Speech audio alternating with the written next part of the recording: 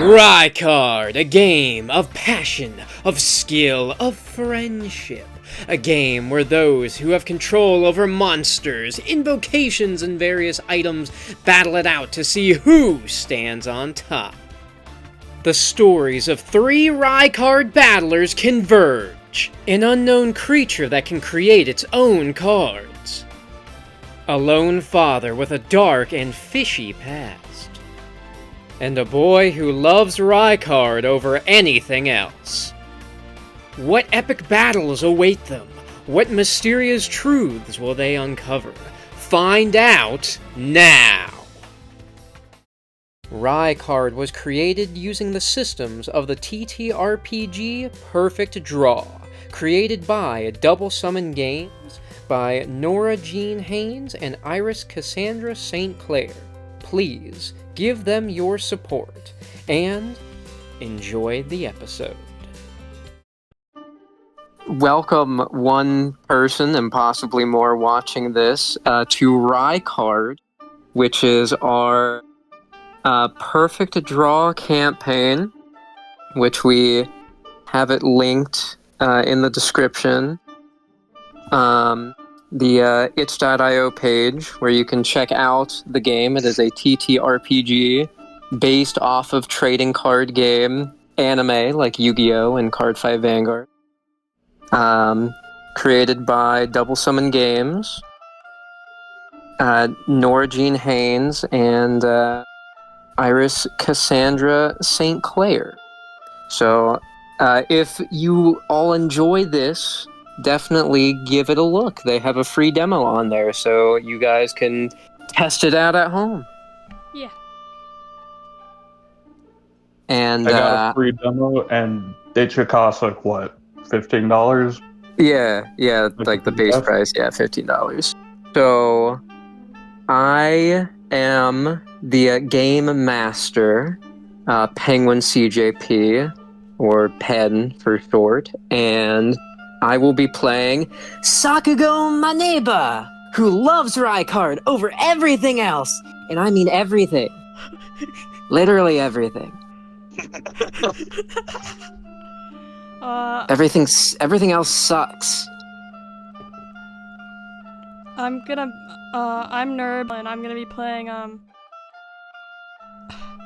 can't get into character as easily, but Noba, what am I again? I don't know, to be honest. You're a creature. Yeah! Critter. And I actually forgot which username I go by for my YouTube channel. Normally because I've mostly gone by a variation of my Discord name, Capsized Gloom, but I believe it is Capsize Moonz. Yes, that is your channel name. Yes. I'm going to be so honest. I had an idea for a voice for Ipswich, but I think it's too gross and uncomfortable to listen to all the time. It's because it was going to be based off of the voice Meat Canyon did for their Creepcast for their episode Dagon's Mirror, when he was voicing a fishman. Ah. So he was going to sound something like this. Would talk very breathy and slow. But I don't know if that'd be very good to listen to. I mean, it's in long sentences.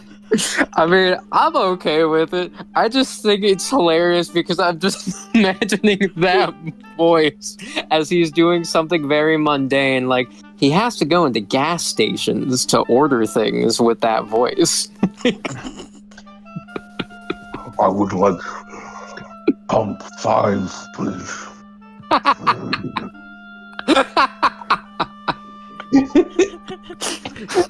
I can't think of any other voice though. That's the problem. So I might just go. No, I mean, I'm cool with that voice. I think it's great. It works. Yay! The world of Raicard, a world of battles, of passion, of skill, of friendship, a world that is dominated by the almighty, very popular card game Raicard. where Raicard Battlers battle using their cards with monsters. And our game takes place in the small town, a shore town at the edge of Asia called Patch City. The reason why it is called Patch City is because of all the walks of life you can find there. You can find people from everywhere. You can find humans, you can find fish people, you can find dragon people, you can find fairies, though that part's kind of up in the air. There hasn't been concrete proof that fairies exist yet, but they might as well. I mean, everything else seems to exist. And we set our sights at Patch Stadium, which was initially a just general sports stadium for like baseball, mainly baseball because Asia loves baseball. But ever since Raicard blew up in popularity, thanks to the Raisho Corporation, it has been turned into a Raicard Battle Stadium for local tournaments.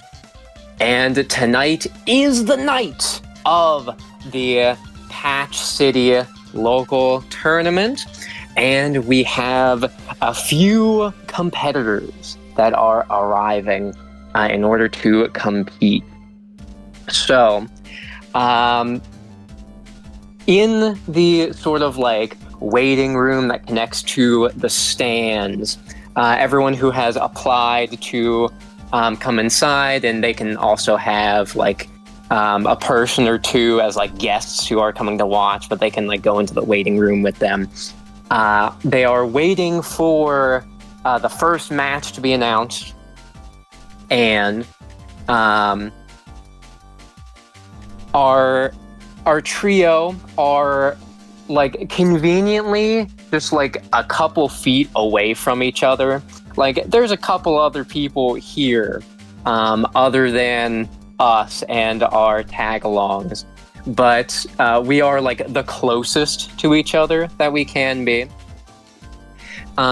So I'm imagining that we have a couple people who are incredibly excited. However, the most excited is by far the very short, guppy-like fish girl who is oohing and eyeing at literally every little thing she can see. Because this is the first time that she has ever been to a stadium of any kind. So it's big, it's new, there's a whole lot of lights, and there's so many people. Ipswich is having to keep watch of Celeste every few seconds because he is terrified that she is going to run away. Like, if he looks away for even a nanosecond, he's terrified she's just gonna be probably like on the ceiling, on the walls. She's gonna have some like cards in her mouth. So he's just like continues. Like, he has her basically like by the scruff of her shirt, like holding her. He knows that if she or he knows that if there's a pane of glass, just like a window or especially a glass door there, she will go up and start sucking on the glass. He knows it. He knows that. He's not saying much either. He is occasionally having to like hoist Celeste back, but normally it's just like heavy footsteps from his rain boots and some bit of labored breathing from time to time. But outside of that, he's keeping his eye on Celeste.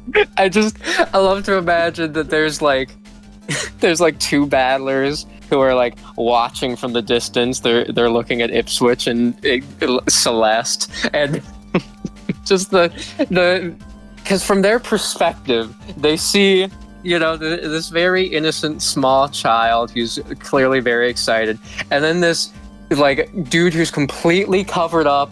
Like they can hear his ragged breathing, and like he's wet. I'm imagining that he is wet. Like every time he takes a step, some water comes out of his rain boots, and like I wouldn't describe him as wet, but he's like glossy. Okay. Like his entire person is glossy, and if you did touch him, your hand would be wet, but he looks glossy. And they're watching from the distance, and they're just like, I hope that's her dad. I really hope that's her dad.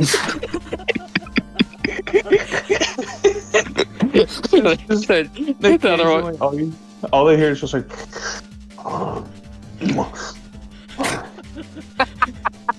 And the other one's just like, I mean, it could be her uncle. No, I need that to be her dad. And not quite as excited, but still incredibly excited is Sakugo, as he has been flipping through his deck for the past half hour because he got here early, which his first tag along, the purple short-haired Minoru Liko was very annoyed by.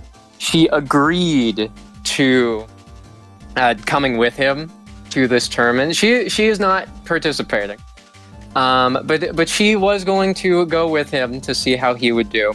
But they arrived an hour early because he just couldn't wait. So she's been a little peeved and has been quiet for the past half hour, but Sakuga has not noticed because, I mean, he's looking through his deck. Not because he's trying to optimize or anything. Nah, he's got the same cards. He hasn't pulled any new cards. He's just been like getting real hyped, and he's been shifting through his monsters. Like when you're little and you get that one like pack of Pokemon cards from the dollar store. Oh yeah, flipping through them over and over again just to know every bit of detail. He's just like every time he passes a monster now, he's just like, all right, Neo, I know we can do this. Okay, Genesis, you got this. All right, Sniper. Like he just does it over and over again, and like those two like Battlers that were looking at Ipswich, like just hear him mumbling, and it's just like, man, I hope that guy doesn't get like beaten to a pulp. Yeah, like, oh man, like he's gonna lose in the first round, isn't he? Don't say that. Come on, it'd be depressing. And next to him, who has also not been very quiet this whole time, is Sakuga's other tag along. The best way I can describe his hair is if his hair. So imagine like a broom, like the bottom part of a broom, the actual broom part of the broom, but like standing upright and it's black. That's his hair. This is Tatsugumi Naru, who has been loudly proclaiming to everyone like who walks into the waiting area, like, yo, what's up? Name's Tatsugumi Naru, and I'm gonna be the champ of this tournament. He says that every time to everybody who walks in. He strikes a pose. Yeah. Oh yeah. Like he does like the finger point up into the air, like number one. No, I was more thinking it's the Vegeta pose where he points at himself. Oh, yeah, you know what? That's even better. That's even better. I bet he's the kind of guy who tries to get his two other friends to do the Ginyu Force poses with him, but they won't do it, so he can't do a Ginyu Force pose. Yeah, I was like he succeeds just because it's like, yeah, no, fuck it, why not? It's funny. Well, see that's the thing. His only two friends are Sakugo and Minoru, and Minoru won't do it if her life depended on it. Sakugo, see, he would do it only in the context of Raicard. If Tatsugumi asked him to do it just because, he would always just tell him, no. No, why? He's just like, because it would be awesome. And then he's like, no, it wouldn't. And like, that ruined Tatsugumi's day every time. Every time he'd do that. He has to bribe him with like a blind bag, like a new pack of cards. They go down to the, look, man, if you do it for me, like, I'll get you the new booster pack. The amount he's extorted from his friend. Like, you know those big trainer deck packs of Pokemon? Yeah! They come with like a fancy booster box. boxes, yeah! He has to buy him an entire booster box every time.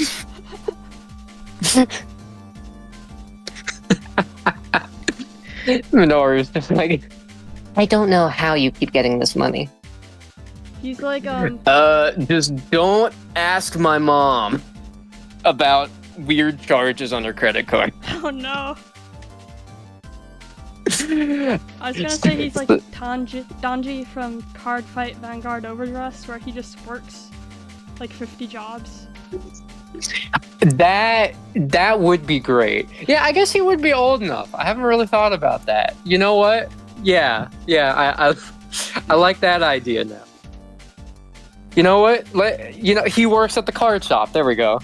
They take it out of his pay every time he does that. So it's still kind of a jerk move from Sakugo, but hey, it's all right. It's like his coworkers are like, again? Yeah. Which one? Well, I don't know. They're just used to it at this point. So while that trio is stirring things up, because Minoru's being quiet, but she's giving off like such a negative aura that it's affecting people. Like they see Sakuga, like, oh, he's gonna lose, it's gonna be sad. They see Tatsugumi, oh, he's gonna lose, and I'm waiting to see it. And then they look at her and they're like, oh. Like, I don't want to talk to her. She looks like she would kill me.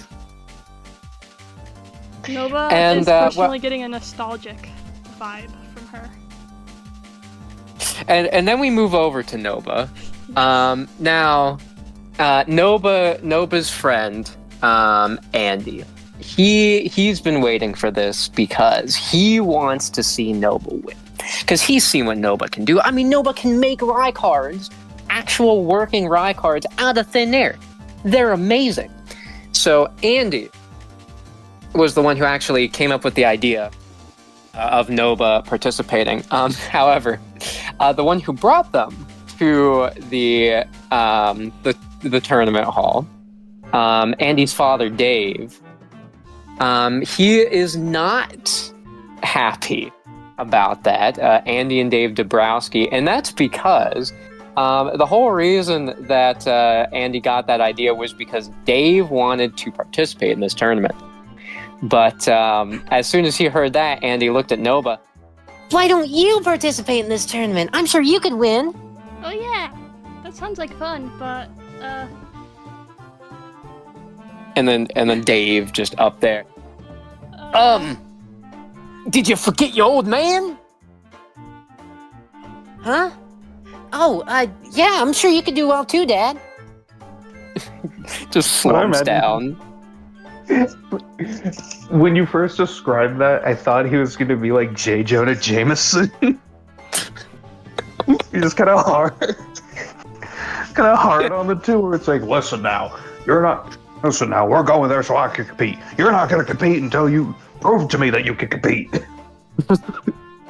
Well, that's what he's been telling Noba. He's like, on when they actually arrived, he told Noba, all right, now you listen to me. You and me are gonna fight in the finals, all right? I am not going to consider you as a proper rival to me anymore if you can't make it to the rivals with me, because I know I'm gonna get to the finals. I know I am, but you, I don't know about you. So you better make it there. One of when he's like being lectured, or they're being lectured, one of Noba's cards is like, I'm guessing it's like Dark One, is like Noba can hear them audibly cursing out this middle-aged man. I love it too, because all of Noba's cards are like eldritch horror type things. So I love the idea that they look like that, but they just talk normally. It's like that one Cuphead video where it's like, you is a motherfucker, you know that? Yeah. That's what the Dark One actually sounds like. That's why Noba told the Dark One to not try to speak in battle if they can help it. Nova's just like, yeah, Andy's dad said those were no words. I don't think Noba can realize that most people can't hear cards either. Yeah, I mean, that makes sense. That would make sense. But Andy, he looks to Noba. Wow, there's more people here than I thought. You think you can beat them? I mean, probably, but he just looks towards the gloomy girl, giving off like an aura of death. And he's like, or they're like, well, hope I don't have to fight that one. Yeah, me too. She's scary. And I bet she's pulling good. like maybe a Camilla, maybe. Noba starts mumbling to themselves about like potential cards that each person might have based on vibes alone. And Dave, he just starts laughing. You scared? I ain't scared of any of these chumps. I'll show you what a real Raicard battle looks like. Yes, sir. I'm sure you'll do your best. He slumps over again. A, like, drone. Like, it's basically like a drone with a little screen flies into the waiting room, and a timer shows up on it, and it has 10. Goes down to 9, 8, 7, 6, 5, 4, 3, 2, and then 1.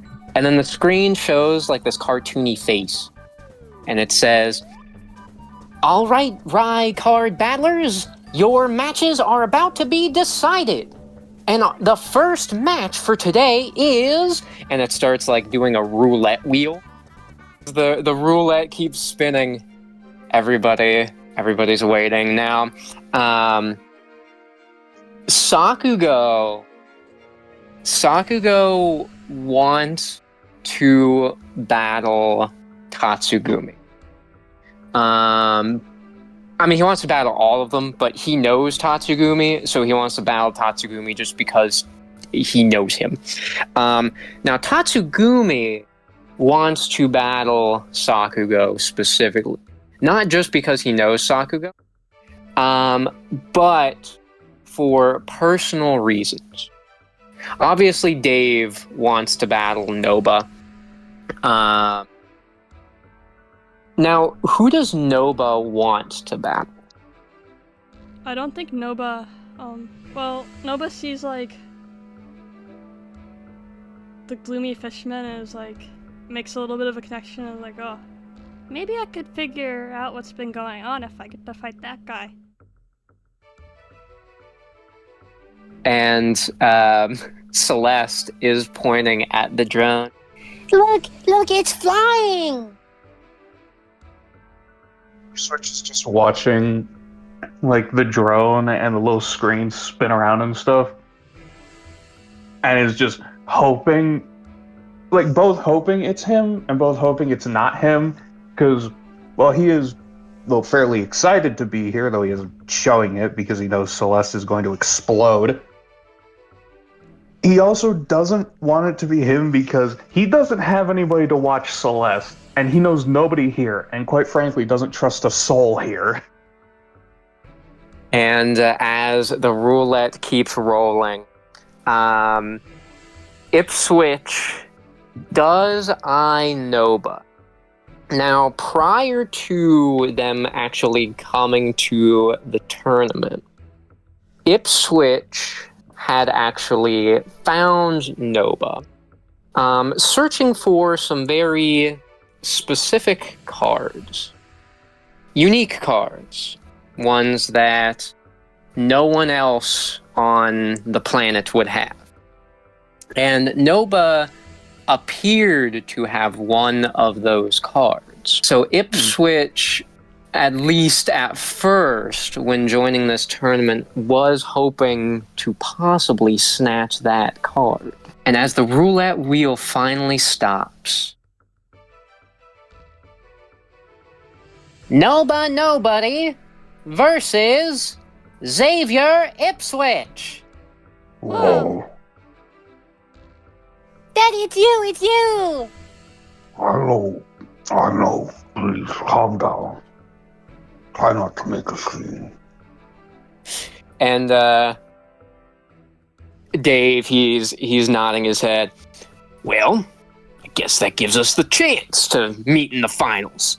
You heard what I told you, Noba. You better not lose before you get to me. I'll try not to. Sakuga sees this. Oh man, they could have all the fun. Oh well, hopefully it'll be a good match. And he looks at Noba and Ipswich. And as he looks at Noba, he has this strange feeling like he's seen Noba somewhere before. He can't put his finger on it. And he just kind of stares at Noba. Noba waves like, hi? And Sakugo, he waves back. And the screen starts rolling for the next matches. And Dave, he got one of the people who was one of the people making comments about Ipswich and Sakugo and everybody as his opponent. Now, Sakugo did get Tatsugumi as his opponent in the third round of the day. Third match, I should say. And Tatsugumi, he pounds his fist into his hand. He's got a big smile on his face. All right, just what I wanted. And Minoru finally opens her mouth. Are you sure you want this? You do realize that you have lost to Sakugo in every battle you've ever had. Yeah, well, today's gonna be different. Mm-hmm. And the roulette finishes. All right, battlers. All those who are not participating in the first match, please go to the stands. Noba starts to head out into the field and, they trip a little bit. I don't know. It doesn't seem like they tripped on anything. It just seems like maybe they're clumsy, but it almost seems like they're not used to, or they're not comfortable having legs. Does Ipswich want to try to help them? Ipswich would be heading over and just I want to know, Ipswich is kind of big. I'd say average height. Tallest person probably here would be relatively 6 foot. Ipswich would be 2 inches taller, so 8 feet. He's big. Wait, what? And he would, though instinctually, he would reach over to try and grab Noba to stop them from falling, because he's had to do that for Celeste so many times. Could I have you roll a 2d6? So, Ipswich is able to fairly easily catch Noba. just like he would for Celeste. And Noba is caught off guard at first because, well, I imagine this has happened to Noba several times, and either no one was around to help them back up, or people were around but they just didn't do anything because Noba was able to pick themselves up. So this was the first time someone actually caught Noba from falling. Oh, thank you, sir. Ipswich would like put Noba back on their feet, dust them off a bit, and then would just like, because I imagine in the other hand he's still holding Celeste. He would hoist Celeste up onto his shoulder and then continue walking to the battleground. As he walks onto the battleground, the little drone flies up to him. No outside participants allowed. And it was specifically looking at Celeste as it said that. Ipswich would try and swat it away and continue on. Noba notices like this a little bit, and they're like, Andy, can you be a babysitter? Maybe, I don't know. Wait, me, And Dave actually overhears, and he walks over. Hang on, what's going on here? I want to point out, Ipswich would hear the term babysitter and slowly turn. To him, he'd just normally turn. But for anybody looking at him, it's like he's about to... It's threatening. The way he turns. Turns to Noba with like this, the anime thing where it's like the big looming shadow with the like shining lights for eyes. He doesn't intend it to be like. He doesn't intend it to be slow and menacing, but it is. And Dave approaches and sees the drone hounding Celeste, and she at first she thought it was cool, but then she started getting very uncomfortable because it kept flying like really close to her and saying that. And Dave quickly figures out what's going on. Hey, I know we don't know each other, but from a dad to a dad, I'm a dad, so I can help watch your kid for you. Ipswich would... Okay, what does he look like specifically? Because again, in my head, he looks like... For some reason, in my head, he looks like a mix of J. Jonah Jameson and Joey Wheeler. What does he actually look like? So, he looks like... Jay Jonah is not that far off, but he's a fairly large Jay Jonah. Like he's just kind of large in all aspects. Like he's a bit muscular, he's a bit round, but he does have a more grown mustache than Jay Jonah. But he has a mustache and very similar hair to Jay Jonah. So kind of like Omni-Man then. Yes, yeah, basically like Omni-Man if he gained a little weight. But Ipswich would look at him for a bit, and he would take Celeste off his shoulder and hand her to him. But he would lean down when doing it and just say, I don't trust you much. None of you outsiders I trust. But you protect her with your life. Hey, trust me. I protect my kid and any other kid with my life. Ipswich would sigh slightly and then lean back up while handing Celeste. No, he's still I'm just imagining now he's holding Celeste like a cat. Like how a mom cat does to a kitten. He hands her over, and as Dave takes her, he holds her like a regular child, and it's clear that Celeste isn't used to that. So I imagine she looks at his face, And the first thing she does is she raises her hands up and starts pulling on his mustache.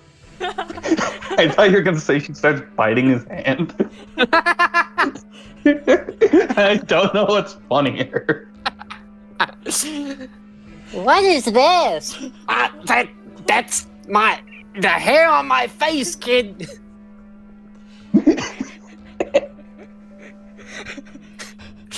Humans have hair on their face? She like looks at Ipswich with like her mouth as wide as it can be, like this blew her mind. Ipswich would nod his head, yes. Dave takes Celeste over to the stands with him as she just like she starts like crawling over him like Spider-Man, but he does not mind. He just sits there and just kind of lets her do what she's doing, and Andy sits next to him, and he looks a bit worried, mainly because he's just like, I don't like. I hope that whatever this kid is doesn't hurt my dad. And Ipswich gets into his corner as Noba gets into theirs. Sakugo, Tatsugumi, and Minoru sit in the stands. And Tatsugumi looks over at Minoru. So, you know anything about these two? Can't say I do. I don't believe they've participated in any other tournaments. I don't recognize either of them. Huh. You know, I thought you were supposed to be the brainiac here. I wouldn't call myself that, but I am undoubtedly the smarter of you two.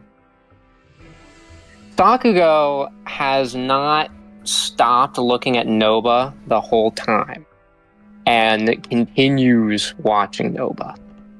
As the rest of the non-competitors for the match get into the stands, the drone flies back into the center of the stage before a lightning bolt comes down from the sky.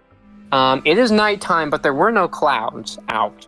But still, a lightning bolt falls from the sky, striking the drone. And as it explodes, out from the lightning is a fairly short young woman with, like, neck-length red hair with, like, two either, like, horns or, like, electrical prongs sticking out from her forehead. And she is riding inside of what looks like a UFO. Hello, Raicard Battlers! It is me, your lovely hostess and announcer and judge, Raika! And another lightning bolt strikes behind her as she says that. Noba just like looks at her and is like, aren't those things expensive? And is like pointing at the remains of the drones. She looks at the drone that Noba was pointing at. And then she looks behind her at, like, the staff room, and no one else can see it, but there is a guy in a suit with a very angry face looking at her through the window.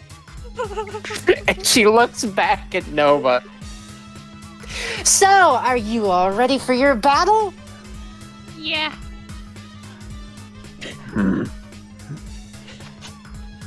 Then it is time to decide who goes first with a coin toss.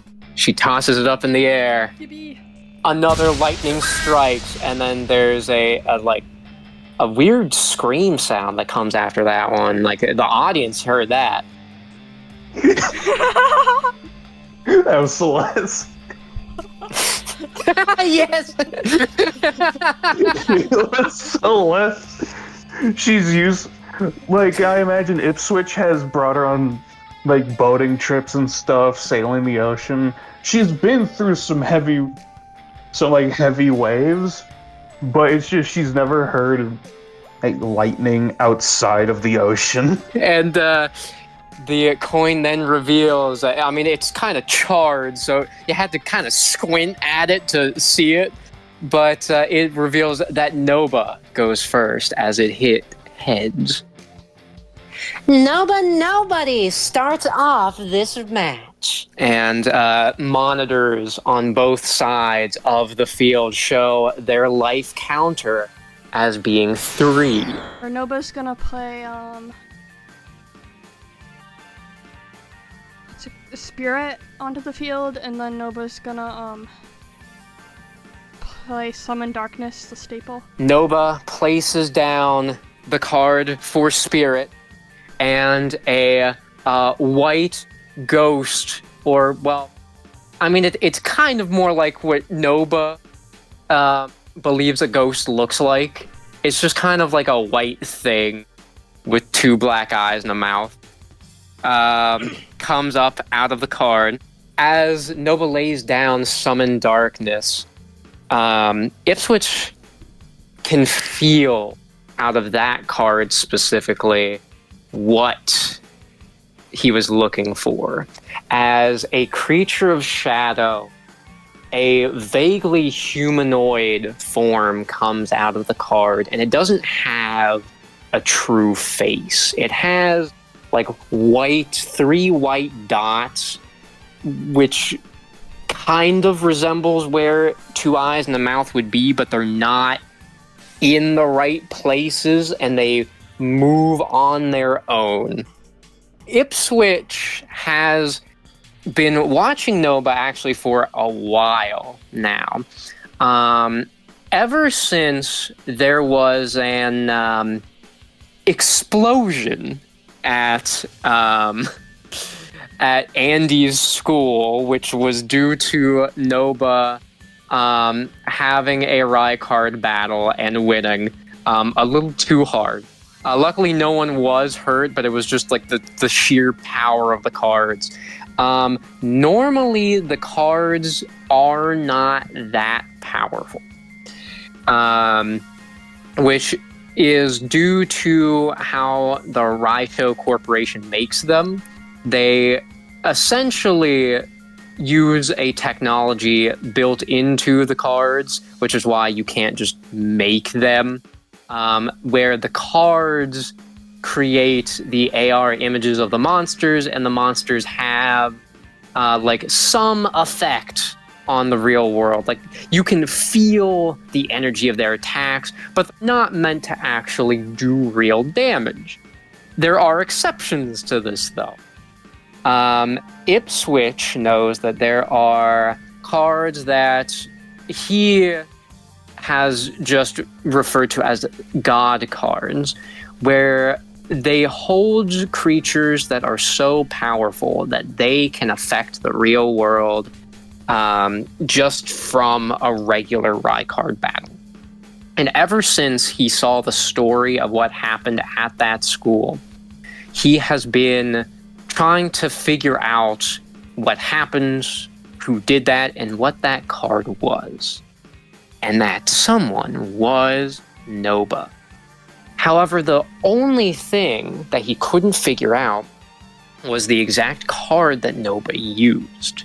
Because all of those cards that Noba used, he never heard of before. And he did every type of research he could. He looked everywhere on the internet. He even looked in the dark web.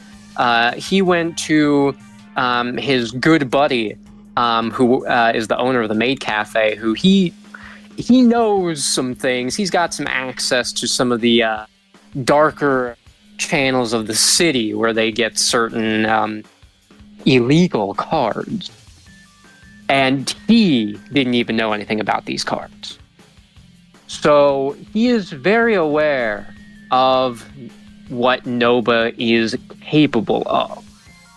And he knows that he can't go easy, even if this is a small local tournament. Noba's gonna, pat Dark One, or like the Summon Darkness guy on the head and be like, okay, buddy,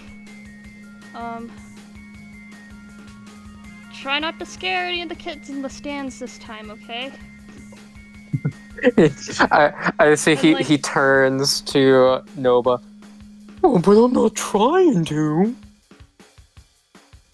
Yeah, I know. We'll work on it. But maybe later. Yeah. And The most notable up thing in is the s- Noba actually made contact, like physical contact with the card, if anyone noticed that. yeah, so up in the stands, Minoru looks at that. Oh, great. We've got one like Sakugo, actually treating the cards like they're real. Sakugo is watching this very intently, and he's thinking to himself, whoa, whoever that is, they like Raicard just as much as I do. I guess I would pull out Deep Blue Hydra and the Eldritch Ceremony. Ipswich places down his ace, the Deep Blue Hydra. Not pulling any punches here. Coming out from a torrent of water in the card rises the multiple heads of the Draconic Hydra. It lets out a mighty roar, which shakes the stadium. Noba kind of looks at it and like bows respectfully, like, "Oh, you have a really cool friend right there." Hydra raises an eyebrow and kind of like tilts its main head kind of upward as like a yes, regale me. Ipswich then lays down Eldritch Ceremony. As he places it down, a sort of choir starts playing, like it starts coming out of the card, but like there's also a choir song that's coming out as well. And a torch comes out of that card, and it stays on the field, and it has blue fire in the torch. After getting that set up, Ipswich quickly, like very swiftly, goes into his pocket and takes out Fisher's hook. And I'm imagining like he puts it in his sleeve, waiting for the next turn so that he can like act like he always had it in his hand. Deep Sea Hydra reels a head back and fires out a beam of water straight at Spirit. Spirit, his eyes widen. He tries to turn and get away, but he is confined to the card as the beam hits him and he vaporizes, sending himself to the graveyard. As Spirit goes to the graveyard, Spirit's body then frees itself from the card and flies up, and it goes back into Noba's hand.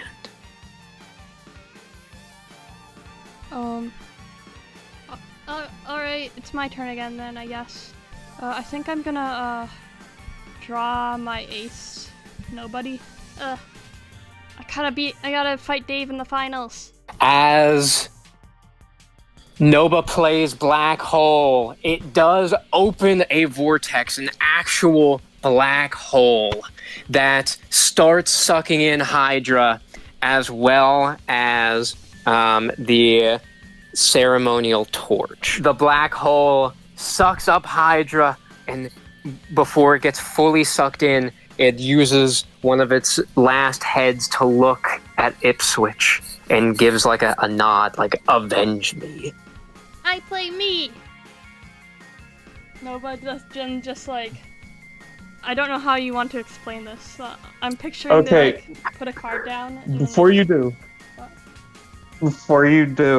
Ipswich hears that and looks confused. As Noba plays the card down for nobody, Noba disappears, like blips out of existence, just gone, and then from the card appears. Everyone in the crowd is shocked. Now, Dave is not as shocked as everybody else because Noba has battled Dave already. Dave has seen this. However, he shakes his head while Celeste is currently biting his head. And he shakes it. It surprises me every time I see it. Now, Andy's not surprised. Andy's seen this all the time. Oh, it's Nova's secret weapon! Ipswich is going to raise his hand, and he's going to look at Nova on the field and just say, That seems like cheating. Raika flies down, looks at the card. Well, it is a legal card. She, like the UFO, the UFO, like, has a little scan gun come out of it, and it scans the card, and, like, it comes back on the screen. Legal. Yep, it is official. But there is nobody to play the cards. And Nobody's like, oh, I can still talk. I just command my deck from here. No, On their like, own. Nova pulls out the cards to show that they can still use the cards. Well, alrighty, no rules broken. And the guy in the suit in the management room is like banging on the door, not coming out, but just banging on the door, looking even more angry. Okay. like, again, Ipswich has played with other people. He's played with home rules before as well. And he still hasn't seen anything like this, let alone known it was tournament viable.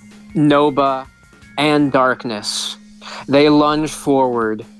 Darkness wraps itself around Ipswich. Ipswich can actually feel it. It's kind of unnerving.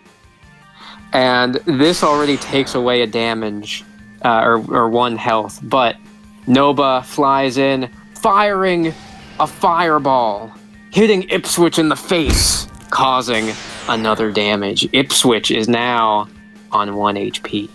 Ipswich plays the Scuttlers as a crab-like creature appears.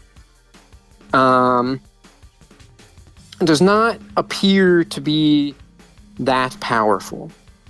And then plays Weight of the Sea. As this card is played, the cards in Noba's deck slides down inside of a whirlpool that appeared under it. Whoa. Ipswich then plays Fisher's Hook. Now, I just want to see if Sakugo has the skill to tell if Ipswich... Actually, you know what? Let's have both Noba and Sakugo roll a 2d6 to see if we have the skill to tell if Ipswich was cheating there or not. Sakugo and Noba have the suspicion that Ipswich wasn't supposed to have that card in his hand. His hand does look a little bit bigger than it did before. Noba does know that Ipswich did switch, like, was not supposed to have that many cards in his hand. So he must have cheated at some point. Where did you get that card? It It seems was like out in of my turn. deck. Okay. As Ipswich plays Fisher's Hook, a hook appears out of the water beneath the Scuttlers and digs itself into it, which seems to power it up. Ipswich commands the Scuttler as it scuttles close to Darkness. Oh, oh. Like, Darkness is afraid of this thing. Like, it... Weird. It looks like a crab, but it's not moving like a crab, and it's moving fast. And as it gets close enough to Darkness swats it away, which seemingly works. The Scuttler flies back, lands on its back, and its like legs kind of kick in the air, before they curl in as if it was dead. However, its shell then starts to crack. And as it cracks fully open, 2 smaller scuttlers, also with fish hooks in them, crawl out. Ew. As Noba witnesses that, a memory flashes in their mind of them seeing nothing but darkness. The only thing that they knew that was around them at that time, other than darkness, was a weeping. A very quiet but very present weeping. And eventually, there was a crack in the darkness, like something trying to cut the darkness open. And eventually, the crack widened. It widened enough for Noba to make their way through. And as they did make their way through, the memory ends.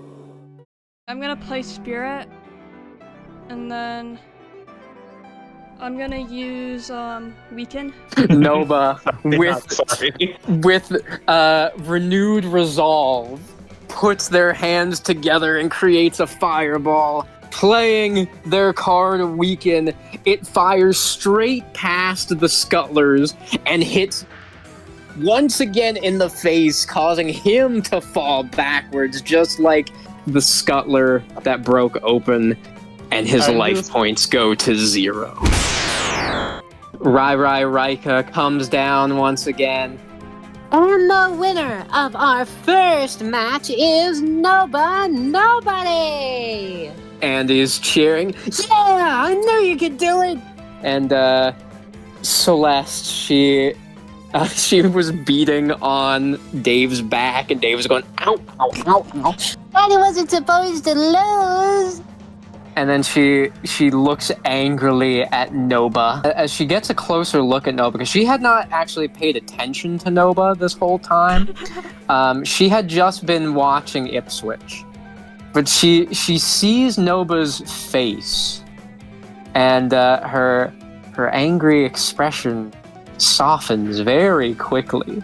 Noba goes over and helps Ipswich up, being like, that was super fun. It wasn't until recently I even knew battles could be fun. Ipswich, does get up and kind of lifts Noba up because of how giant he is compared to them. Let's go over and looks down, and it's just, What cards? What cards are those? Oh, they're my friends. Ipswich would then look up to where Celeste is. He looks up at Andy a bit, and then looks back down at Noba, and it's just, I cannot believe this is. No, they're mine. Let's talk inside the room place. And they go back into the waiting room, as everyone is moving out as things are getting prepared for the second round. And as they get in there, Dave goes over with Celeste. Here you go. She was an angel. And he has visible bite marks and hair missing. His half of his mustache was ripped off. Ipswich grabs Celeste, puts her on his shoulder. And he crawls over to Ipswich's ear. Daddy, who was that? And she's looking over at Noba. Noba's trying to explain that they summon their cards from the card world. They know them personally, but I'm not sure how they would put it into words per se. It's kind of jumbled. Yeah, Noba's like Yeah, trying to explain it, but they've never explained that's it what to I an was. adult before.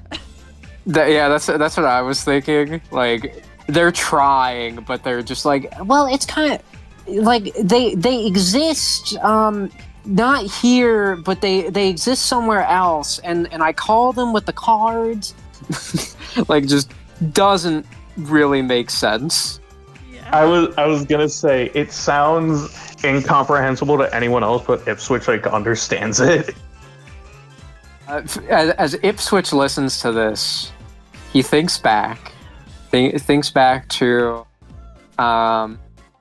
something that his wife Shauna had said before she left, where she had told him, There's more to these cards, Xavier.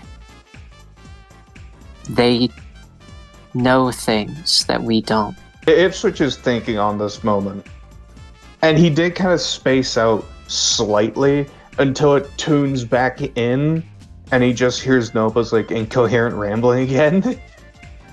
he also notices now that Celeste is not on his back anymore.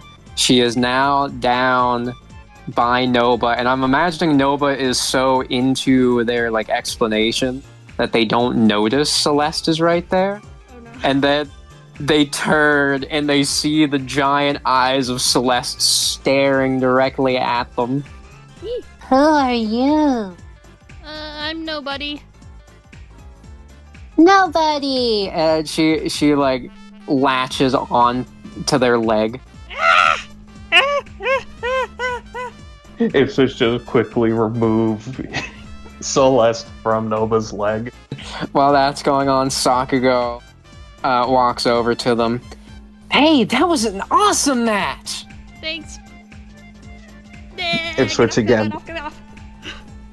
Ipswich like is too focused on Celeste to notice anybody talking to him.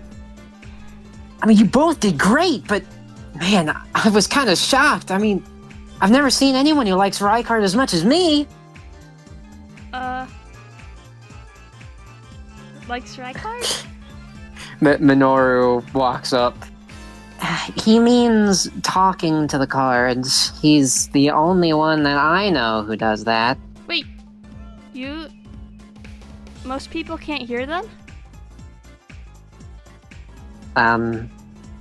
No, they're cards. Noba's like, well, how do I say this? Dark One has been swearing. Dark One swears a lot. Spirit doesn't talk much, but that's just because they don't like small talk. And Darkness is actually a really nice guy. Sakugo's got stars in his eyes. I know exactly what you mean. I mean, Neo, well, I mean, she can be a little, too nice at times, but I mean, she's a great battler.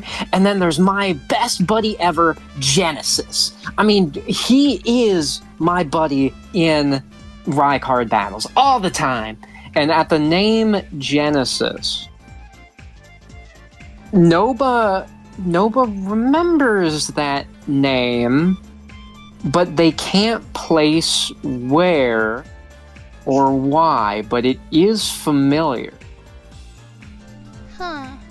Did I have a card like that once? I can't remember. And Katsugumi walks in. Yeah, I mean, that was pretty impressive. I would have won faster, but, you know, my match is coming up next, so you'll see. Okay. And Minoru gives him a side eye as Sakugo. He still looks all fired up. Well, I'm really excited to see what you can do. And the second match, and a new drone flies in, and it shows that it is Dave going up against one of the gossip contestants. He looks to Noba.